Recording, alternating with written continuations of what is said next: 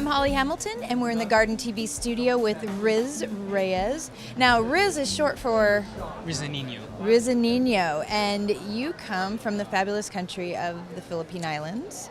And when did you come here? When did you get here? I got here in the U.S. I was 7 years old back in 1989. 1989, and you kind of, and I was reading a little bit about you, you kind of grew up with, passion for gardening at an early age. Pretty early. I didn't really know what, gardening was. But I grew up in a fruit plantation that my dad ran, and we grew mangoes. And green ones or? Everything. You remember green mangoes? I love green mangoes. With rock salt. Oh my gosh, wow, really?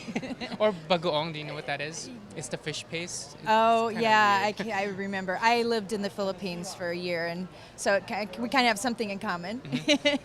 So tell me, after you got bit by that gardening bug and you started to get further in your life as you got older, what did you do with that passion? I kind of went with it.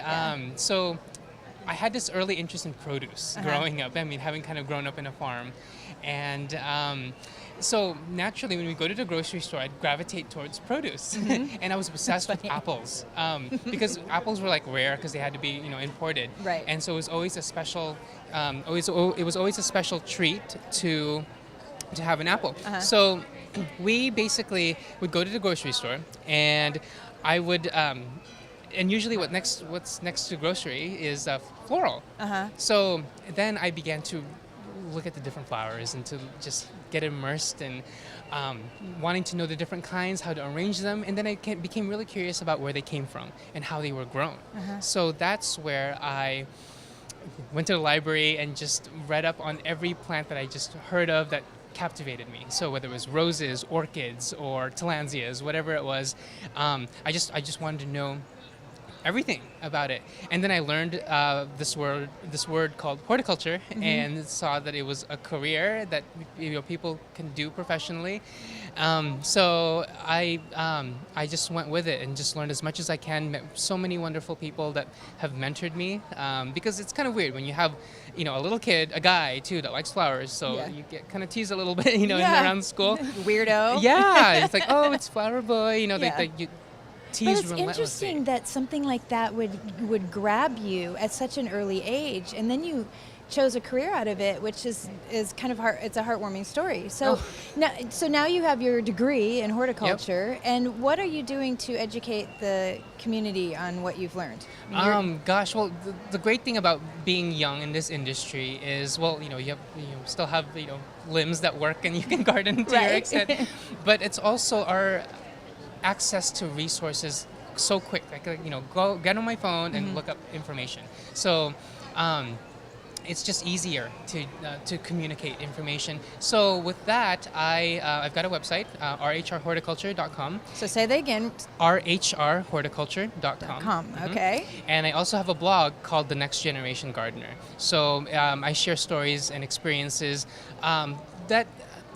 For me, it's like a personal journal, people that I meet, new plants that I acquire, trips that I go on. And I try to put, a youthful twist to it, I guess. So if I'm going to go on a garden tour, it's usually with my friends and that are plant people as well.